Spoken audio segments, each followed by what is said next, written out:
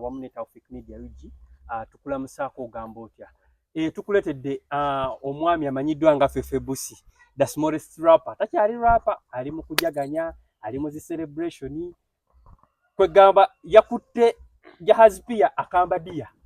Twagala tumubuuze. Tuyita akaloma. Yes, sir. Fefebusi. Yo. Congratulations. Thank you so much, bro. Kansoko kubanga nkuyoza kulikayo. Amina muganda wange. Nange kankulise y'abawagizi bange. Bamuyise Fefebusi wo bannange neyanzege buli yamperekeddeko ku jahazi pia mu concert yange esooka. Neyanzege gabo ekisaba mukama bwe nasaba mukama akinkolere. Nange nsaba nawe nsabe yamperekeddeko abeeko kyakukolera ky'omusaba. Okay. Kuba mukama yabikoze. Fefebusi, did you see this coming? Ko abantu bonna abali ku Nalubaale. Did you see this coming? As in, did you expect this to happen? Yeah, that's the truth. I had expectations. Naye nyinere ebyankanzeemu. Okay. In the morning, it started to pour. Nkuba yatandise okutonya. Nkuba bwe yatandise okutonya sijja kulimba. I was so nervous. Mutima ne gukuba. Jukira eshow yange kolaki esooka ate abantu nabadde nabayise mu beach feel. Katatira benkuba bwekolaki betandika okutonya.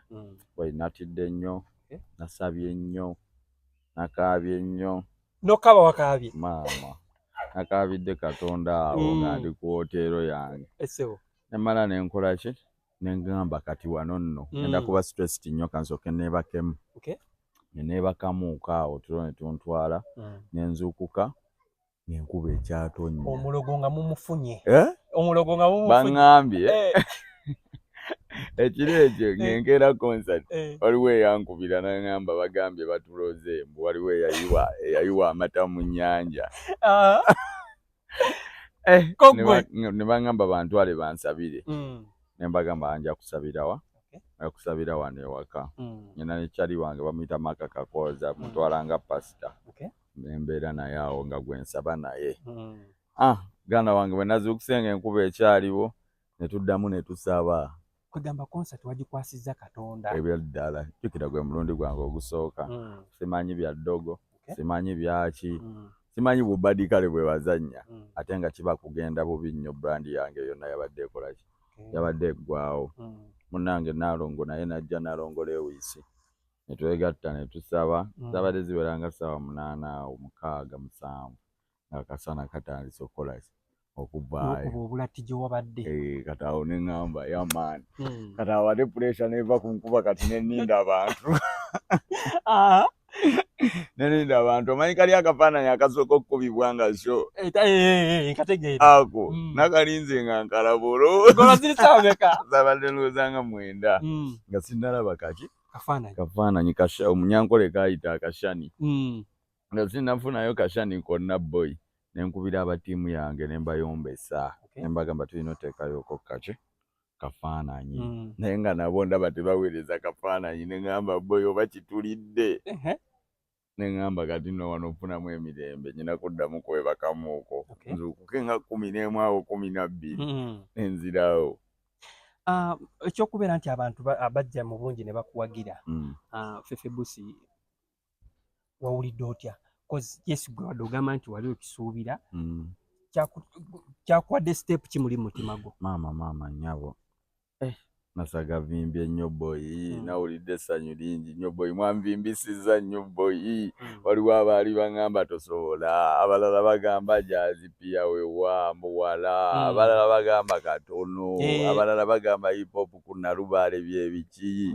Naye muganda wange mwaswazizza abo bonna. Abantu bazze bangi. Era awo nyini abantu baba ne bagamba nti awantu awo yesuwala. Ate twatuse twa next nga tulaba ekifo kitono kwaba abantu abaaliwo. Ekifo kyafunze ibula ky'oba omanya nakwasizza jamu okuva eggaba. Northern bypass yonna yonna ng'amakubo gonna bagaggaddewo. Bangambe waliwo omukulu eyabadde ayitawo n'ategeera mbu waliwo omukulu omulala aliwo. Kwegana negujja bagira mwana Mungu mugagga nnyo mwana mbadde ndudde. ndudde gweraba abantu sebo bani ba Bruno Betty bonna bakola concert sebo nze mbadde sinaba bamiki simu zitufa ne big up my bro Mickey nenga mwana Mungu mugagga nnyo abantu bayise ibula abantu bangi nnyo era abalina sente zange munanzi babubbi naye nga abantu bazze kino kyakutadde ku step number meka bwoba otunulamu step number emu kati bitandise ibula ate waliwo step endala tuli ku step number emu fungua mulango teri kuzikiza kati papa olaba mbadde mamirira sibakuŋŋaanya katogenda kufugika alalala zirade baina essimu wagikyusizza namba ya ssimu wagikyusizza era gwakubya asembyeyoko eno Fefe atwogereko entrance yo the grand entrance gye wagiddeko ekyokuba nti wagidde ku gye twayise Bombardier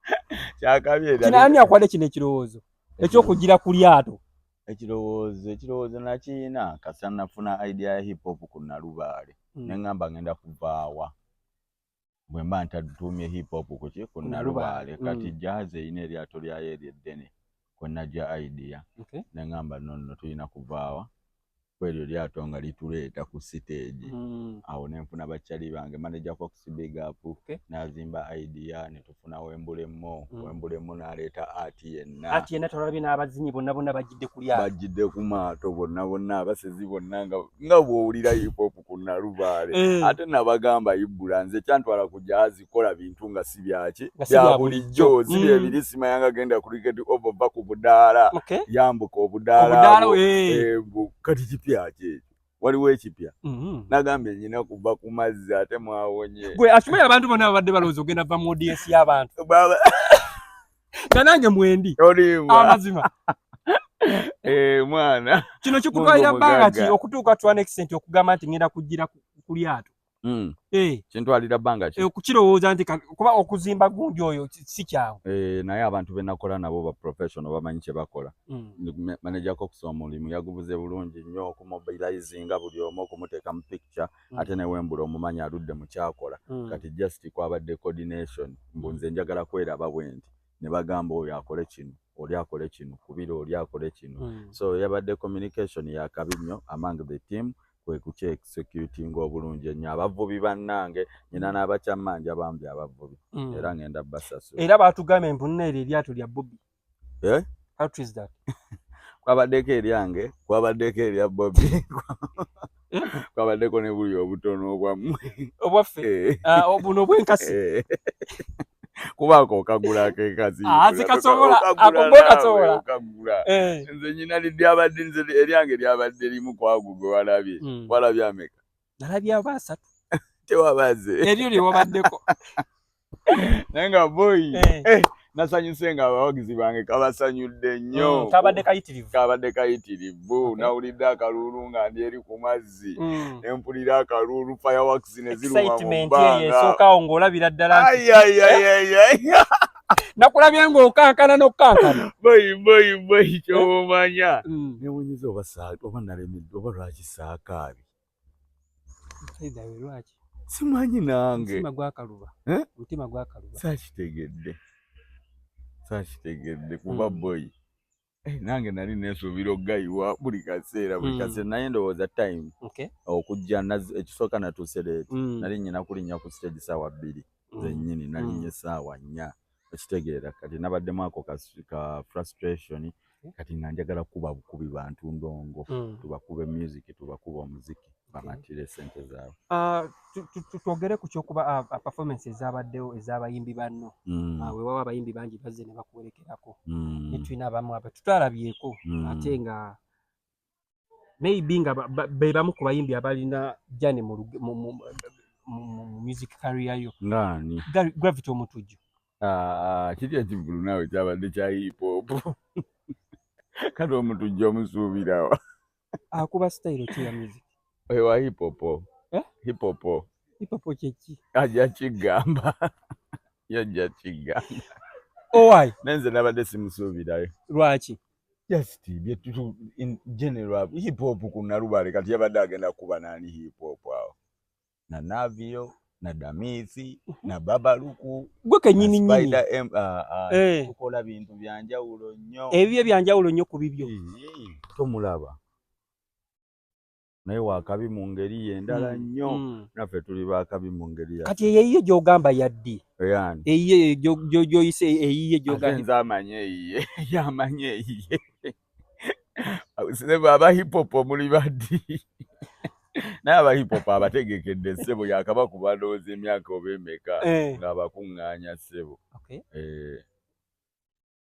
ssebo oli serious nnyo mbu wabadde omusuubirayo nayeyimbula mbu wabadde osuubirayo sinadde musuubirayo bagamba nti no by the way let me tell you something bayimbi bonna abonna abaze okwerekerako I've had nti namanyi nayogerako ne sister we mabegaka had an interview with her nangamba nti mwakula ne Gravity omutujju and is the only person yaku inspiring okuba oyingina music nze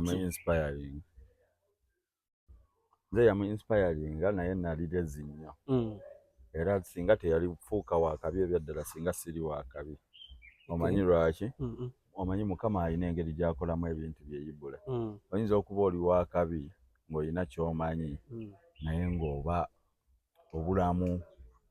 obulamu akulagako okitegeera yanzuukusa nnyo nagamba kati laba ono ataabiriimu olaba ensi emuwanise ne Mukama amutaddeyo nange nsobola okukola ki okubaayo kati kyekyo bwe kiri. But are you guys in good terms? Are you in good terms with him?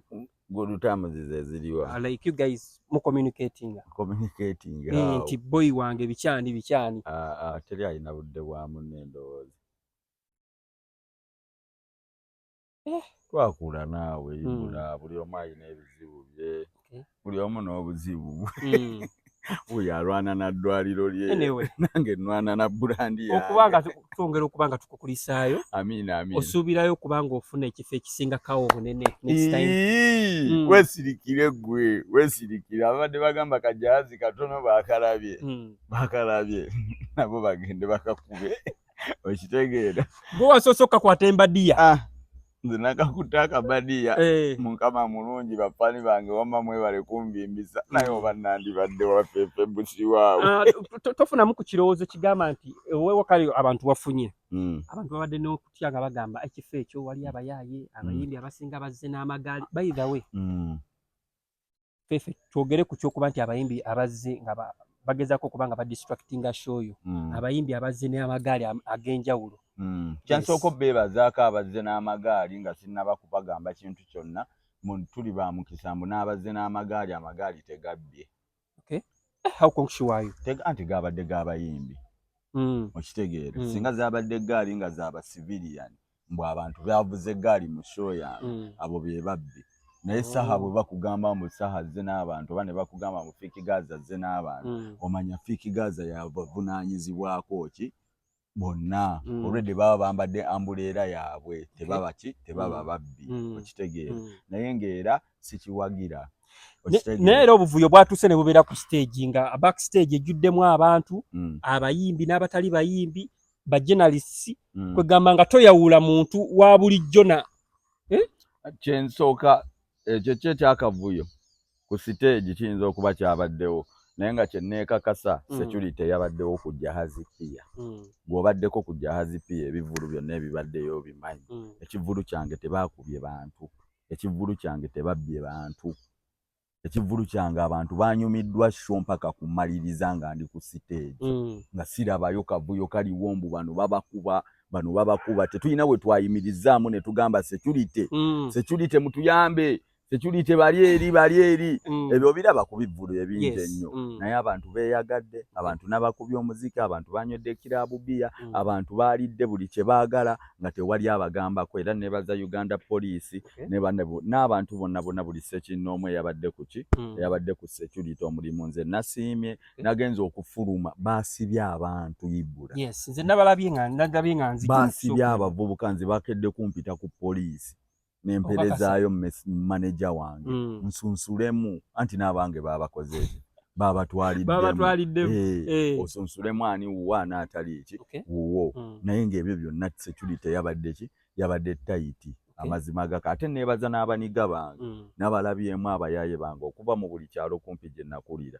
naye badde bazze kuwagira ate Ffeeffe Bussi saalabyeyo akwata mu nsawo saalabyeyo akola ki amazima ga Katonda mbebaza mwana bakyali bange bansazeeko ne mukuuma emirembe nebaza na buli kitongole ekikuuma security n'abawagizi bange mwenna mwana mwebale kwebeereramu. Guest of honor yabadde principal. Guest of honor yabadde nze. Nze yabadde guest of honor. Mr. President yampezeza bugwesa kitiibwa n'akimalayo bumazi bwati. Akalimi ne kagwayo bwe kati kagwayo. Naye nga nze yabadde ate ku mukolo gwange gwabeerewo guest of nze guest of honor. Tewanda guest of honor tewamulabye bwe yazze. Yanze naye mulala. Yajidde ku lyato lijeeri. Ay ngalumayo. Eryakabenje. Kyabadde kyakabi nnyo mwana nange mbadde sibangako guest of honor. Mune twalabidde mune lwakuba mune organization ndoza yabadde mbi yokuba nti ku batimbi ababadde batimbye principal tinti ate yabadde tegenda mukuba tenti saagala kalebula ajja kusibya ibula tewaliwo kyabadde wenabadde principal yabadde omusajja alina amasannyalaze mangi masannyalaze gegabadde gasudde tenti yayingidde ebintu byonna ne bikyuka tewabira amasannyalaze just gasusse bungi naye entegeka yonna gwe kyoba omanya kyabadde kyekyo ffe twategeka ebintu nga tubisuubira ate nga ffe noni omumanyi ffe noni wakabi nnyo naye Mr. President alina amasannyalaze ki mangi yatuusa abantu ne bayaayaana nnyo nga abalina okubeera mu VIP nga batudde babakolera wantu wa kutuula ng'abagagga ate buli omu n'ayagala ayimirirewo kitegeera. Okay, nga natera okukuta Ffeeffe twogere ku attires wayambadde okyusiza emirundi 2 probably njagala tusookere ku ngatte eno gye wayambadde esembe yabadde ya silver mulamu ki ogwo abadde mu eyo engatte oyo okusookera ddala? Omulamu ogwo kulaga mbu abaana Uganda bali talented tewali mulama mulala. Who was behind that attire? Kakyali kange mwana ne mukalabako muyinza okutya eggwanga lyonna. Kyusinia? Babayita Fik Designer. Fik Designer I know him. Omumanyi omwana omutoyo. Mumanyi. Muto nnyo yakabiyingira ndowooza naye ali creative nnyo mwana kasazo. Yangamba Ffeeffe engatto yaffe ndiina nagikoze. Yagireeta nembwatuka ensiko n'embe. Engamba Fik weesirikire bano tubamaze. Yamaani era kyabadde kyakabi nnyo. Nze nabadde just displayinga omuntu omulala alina talent era kyakabi nnyo gwe twogerako kati Fik Designer big up ate ekyambalo kye ekyasoose ku lyato kyabadde kya Kyusinia.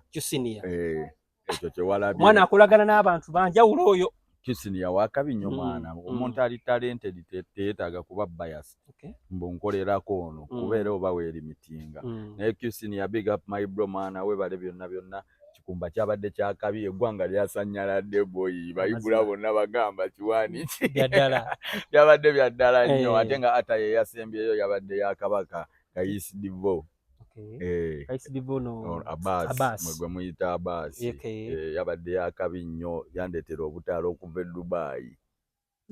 Amazima true reality amazima ga Katonda mwana era Abbas webale nnyo oli musajja muyiiya nnyo nankolera ataya n'agipanga bulungi nnyo kati mwaba abagamba simayanga mbu mpulirayo abagamba mbu oyo simayanga lwaki yakyusiza lwaki omuyimbi tayambala lugoye lumu lwaki kiringa kugenda mu maka g'oli n'ogamba lwaki oyo yalidde ennyama lwaki yalifumba muceere oba bayagadde okole nga Reggie bwe yakola agiremu atayemu bwe yakola nze bwe nali njagala akole babadde baagala naye yakola kyayagala akole nange nakoze kyenjagala nkole. Kino ekyokuba ng'okyusa attires kiri part of the performance right?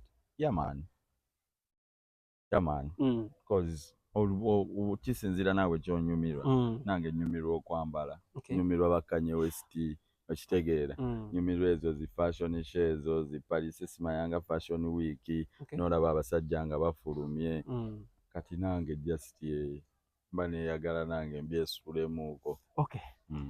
Yongera okwebaza abawagizi bo abawagizi bange bamuyise Fefebusiwo bwe yagala kuwerawo atakyali smallest rapper the biggest rapper kati aliwo boy mwebale kumpagira bambi mwebale nnyo mwebalire ddala next time tugenda cricket over watono naawe twamazi Nambole oba tugenda mu Hamstad mutwagala kisaawe twagala kisaawe ate nga tetugendayo kusinikirayo mannyo tugenda bakuba endongo boy bino bitandika butandisi grand opening ogenda baayo grand opening yabo bantu bange inshallah inshallah yeah man kale Taufik Media UG